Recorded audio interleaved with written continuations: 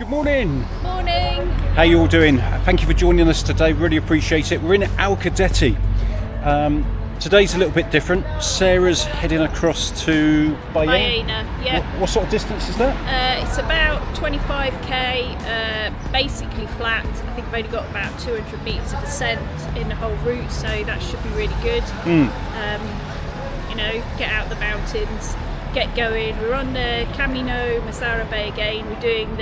I'm going to be doing the next stage from Alcaudete to Baena. So that is the plan. Sarah runs one day, I run the next, all the way to Córdoba.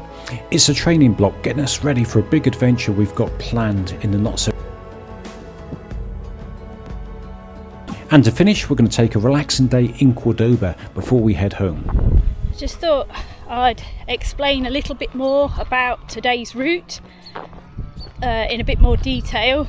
Sorry, you might be able to hear them pruning olive trees in the background. So, as we said, I'm going from Alcaudete to Baena. It's relatively flat. It's mainly on wide jeep tracks. There's one little bit we have to cross. I'll cross the M432, the main road, and you have to go onto the main road because I think it's about 11-12k in because there's an old big ravine, so it's sort of the only way across, and that's a bit. It's only about like 500 metres, but it's not very nice on the main road. There's a lot of lorries and heavy traffic. Then you head up through an olive grove, which the markings aren't as good. You're literally straight through the middle of the olive grove. I was a bit worried because we have had a bit of rain, and that can be quite. You could imagine it being very muddy. But I think it's going to be okay. But I guess we'll find out when we get there. Then we head towards the Laguna del Salobral, where, according to AI, we're going to see pink flamingos. Hopefully we do see some migratory birds, because I think this year, now the drought's ended, there should be a decent amount of water in the marshes, in the inland lakes. So that means that there should be plenty of wildlife.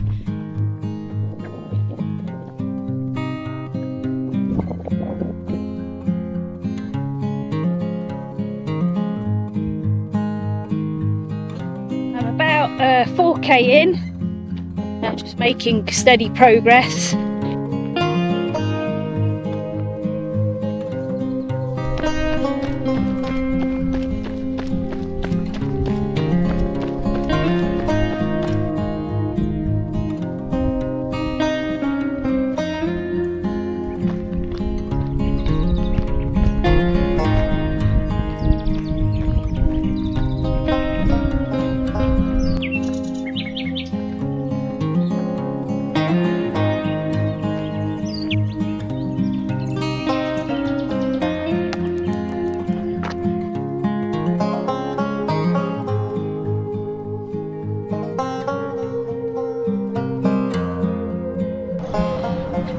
Okay, I made it across the road, didn't get squashed.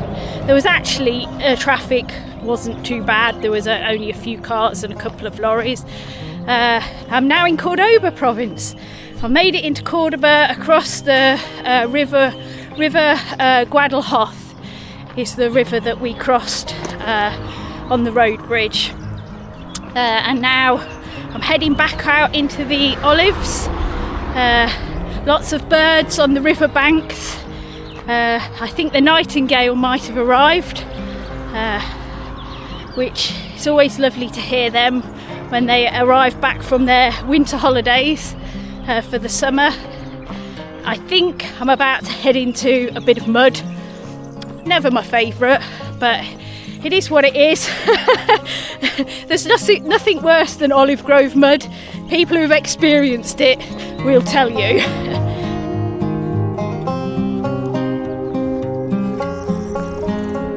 So I'm just heading up the hill through the olive groves, so I'll be puffing and blowing a bit. I'm behind quite fresh footsteps, I'd say, so there's obviously a pilgrim ahead. I did pass one back a couple of K ago. It was a female traveller travelling solo, and she seemed to be having such a wonderful day. I didn't like to interrupt her. She said she was having a great day. She was marching along, humming, eating her sandwiches, and I think that's the thing. I do a lot of my training alone. I always have, but I understand that some people feel nervous about getting out and about on their own. To be honest, the only times I've felt threatened have actually been in cities. Out in the countryside, in the hills, you're actually relatively safe because it's people that are your issue, isn't it? It's other people. But as long as you're prepared, carry the right kit, I would always say be able to read a map. Don't rely on your GPX file. Look at your route before you're setting out. Think, what are the things I'm going to find a bit difficult, if anything. Let someone know where you're going, how long you expect to be, and really you've got someone looking out for you then, and you're going to be pretty safe. The worst encounters I've ever had on my own have actually been with dogs. Dogs shouldn't be running loose, but you'll get the olive farmers come out into the grove for the day, bring the terrier usually, who isn't really used to seeing people. He's just running loose while he's doing his work and comes after your ankles. That's actually why I have hiking poles. I always have them in my pack. I can always whip one out, and at least I've got something to keep them away. I've also had near misses with boar, but that's in races, and that's always at night. They're generally nocturnal, and they get a bit antsy with lots of runners going through their favourite territory, and they don't really come at you. They more just get angry, run down the hillside, and if you're cutting across the hillside, they can't stop, and they're not very good at changing direction either. But again, you can hear them, you make lots of noise, rattle those poles, and generally they'll swerve past you at the last minute. So I've made it to the top of the hill. You can see here one of the olive farmers.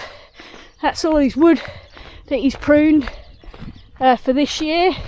He's probably waiting for pickup, and that'll be someone's firewood for the next year. Oh, we have to stop.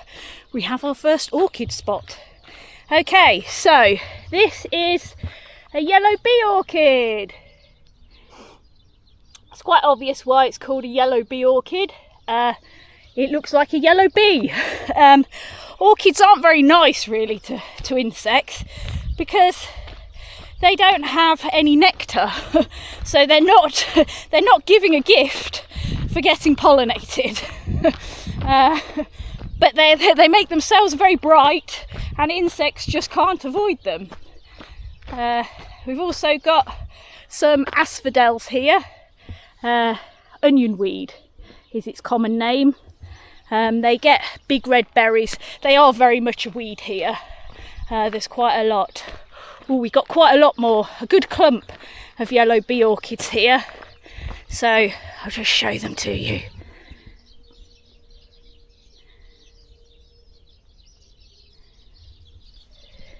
They're a really good, nice size this year. Right on the edge of the olive groves, which is good to see because that means these olive groves aren't being they're not having too much herbicide being used on them. And this looks like, sorry, sudden stop, this will be some sort of iris. I don't know though. I'm going to have to look this one up when we get back. It might be something slightly different. But that looked a really good flower. But I think it probably is an iris. It was that bluey yellowy. But then he didn't really have the big leaves. So we'll have to look that one up. But we're on, so it's olive grove that side. Aha, there's some actually out up here. I'm going to shimmy up. They're definitely irises. So we're on the edge of the olive grove where it goes into wild rough ground. And these are little crackers.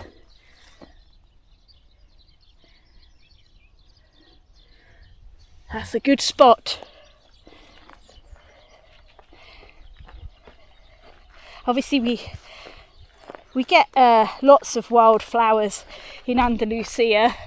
I only really know about orchids because when I was a child I think I was a bit hyperactive, and my grandmother was always trying to wear me out whenever I went to stay with her, and she'd take me out on big hikes in the countryside, and she had a book which was orchids of the British Isles and Europe, and obviously I quite liked that because it's big colourful pictures.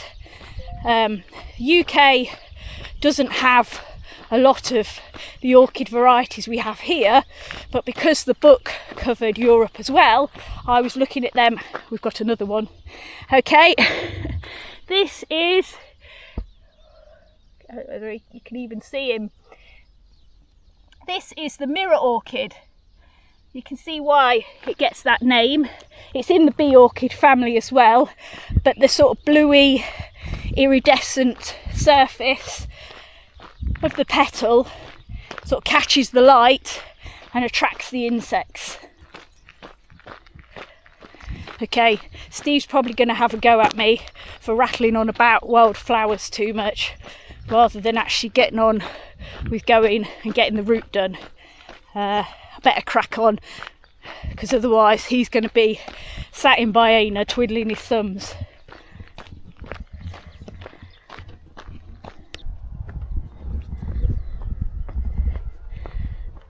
We found a little bit of light mud. It's not too bad, but it's enough to show footprints of recent passers-by. I'm guessing pilgrims who've already come through this morning. The footsteps do look quite fresh, so I'm expecting to see them pretty soon. I think it's only one person. I think there's some older prints probably from yesterday. It's a little bit claggy. It does mean I have to walk. I don't want to run on this and hurt my knee. My knee seems to be holding up quite well. It actually prefers having a heavy pack on my back. One of those weird anomalies, I guess. I alter my posture slightly. I guess I'm taking shorter strides, so the knee's happier with that.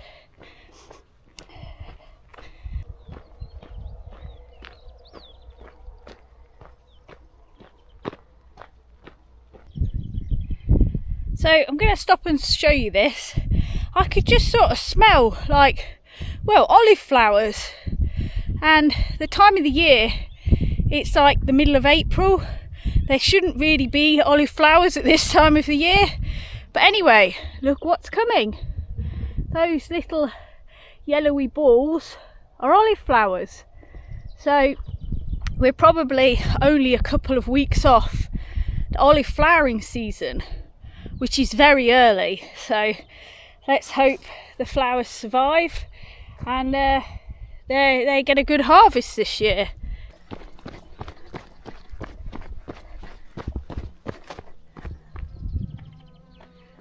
I'm in the nature reserve and I might not yet be able to see flamingos or see flamingos at all, but I'm not sure if you're going to pick this up there is water in the lagoon. So I'm at the lagoon viewpoint. There's definitely some sort of bird on the lagoon, a wading bird. I don't think they are flamingos. I think they're some sort of stilt. I don't know, I can't get close enough to see, but it's just fabulous to see water in the lagoon, that birds are able to make use of it, that the nature reserve is how it should be. I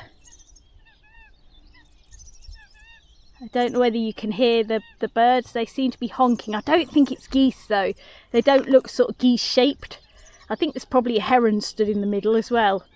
But it's just fabulous to see. So you can see where the path where I'm going. I have seen people walking up ahead. I don't know if they're pilgrims or just people coming to look at the lagoon. But anyway, let's get going.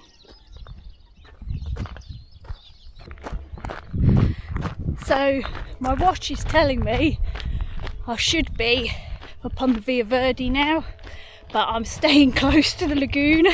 I haven't seen, I think the Camino has been diverted to keep us down here, and I don't mind because there's two herons like having a dance in flight.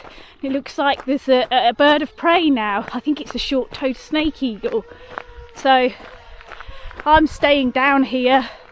I think that this route will join back up with the Via Verde, with where I'm supposed to be on the Camino shortly, and I don't really care. I'll find my way.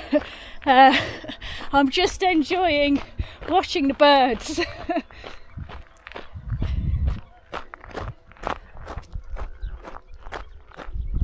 I've just left the lagoon behind. It seems the new route misses out basically all the Via Verde, which is fine by me. As you know, if you've seen previous episodes, I'm not a fan of the Via Verde. It's an old railway line, which is now a multi-use path, and it just seems to go straight on and on and on forever. And I like it when the trails are a bit more like this. So you drop down, you go up, you go around, you go through things. That's much more in my style.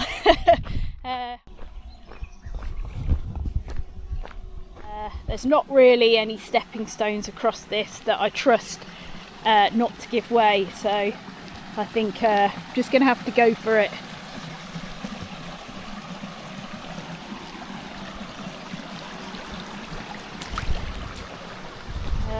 Always we try and avoid getting wet feet because increases your chance of getting blisters. I started wearing gaiters on my shoes because I have very narrow feet.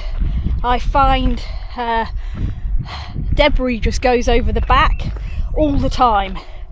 I just can't get a good heel lock. I can't butterfly my laces, where you use the extra loop at the top of your shoes and thread through that, because I haven't got a lot of foot. The tendons are quite close to the top of my feet, and I just get tendinopathies really quickly if I butterfly lace.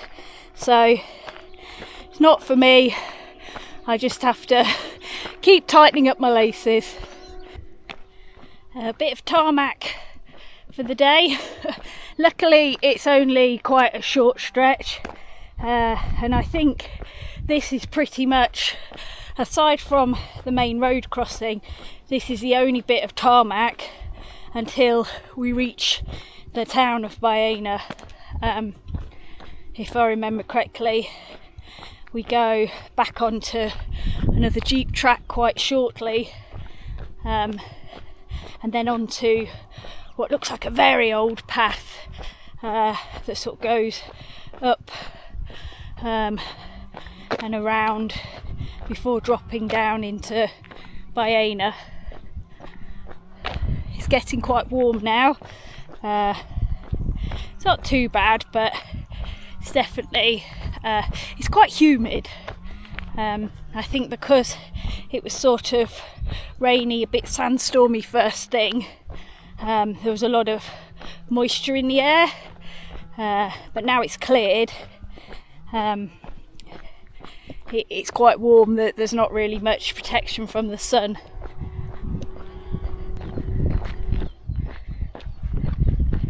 Okay, we've got some rock roses.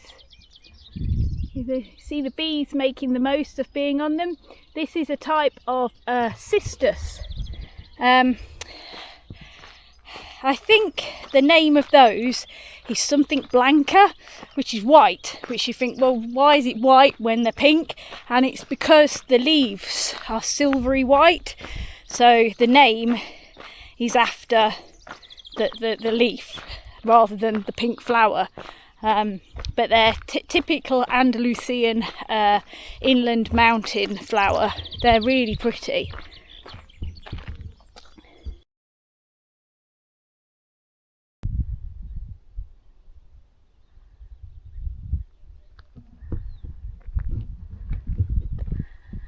I'm not sure whether you could see that, but that's a short-toed snake eagle.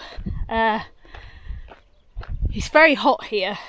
This is a very hot piece of track, and I guess that's why he's there hunting, because the reptiles, the little lizards, the snakes that he likes to feed on, they're out basking in the sun, and he's looking for them.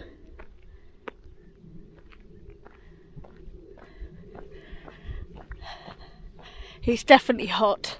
Like, I should really be running this bit, but I'm just hiking because there's no shade. It's very hot, and I'm into my last bottle of water. Obviously, I'm trying to eke it out a bit. If I run, then I'm probably going to run out because I'll get hotter. So I've just got to take it steady. I feel quite tired, if I'm honest. I probably went out a bit quick this morning. Hey ho, it's point to point, so I've got to get there. Just thought I'd show you, hopefully you can see it in the distance. That's the town of Luque. Basically, there's another spur of the Camino Mozárabe, which actually comes from Málaga and comes up past Luque and joins the main path, the main way that I'm on now, at Baena. It's quite a popular route. I think it's quite a new route.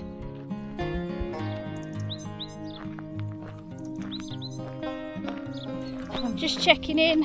I've got about 3k to go. It's not far, but I'm still on this big open track with no shade, getting hotter and hotter. I'm not really sure if I'm supposed to film this. It is marked on the map, so I'm guessing it's okay, and I'm not particularly close. But this is the olive pumice power plant. So they use the stone and a little bit of the inners of the olives, the waste product from olive oil production when they've crushed the olive and got the oil out. A lot of the waste goes for animal feed, pig food, but the stone goes to places like this and is burnt for power. The wind has just got up, which is quite a welcome relief because it's a bit cooler. It's just moving the air a little bit. I'd like to say I've very nearly finished, but I've realised I've got a hill between me and the finish. So this is the main town of Baena, just behind the electricity pylon. Obviously, with the power plant being close by, You're following the electricity pylons into the town.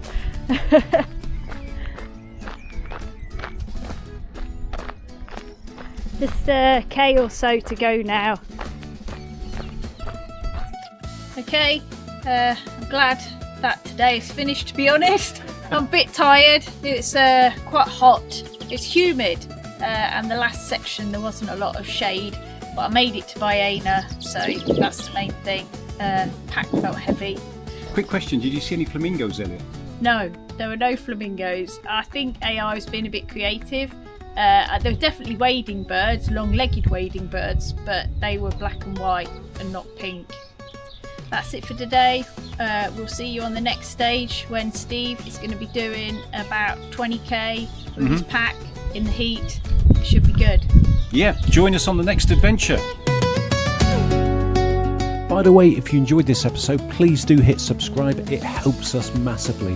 And don't forget, there's a new episode out every Saturday. See you on the next one.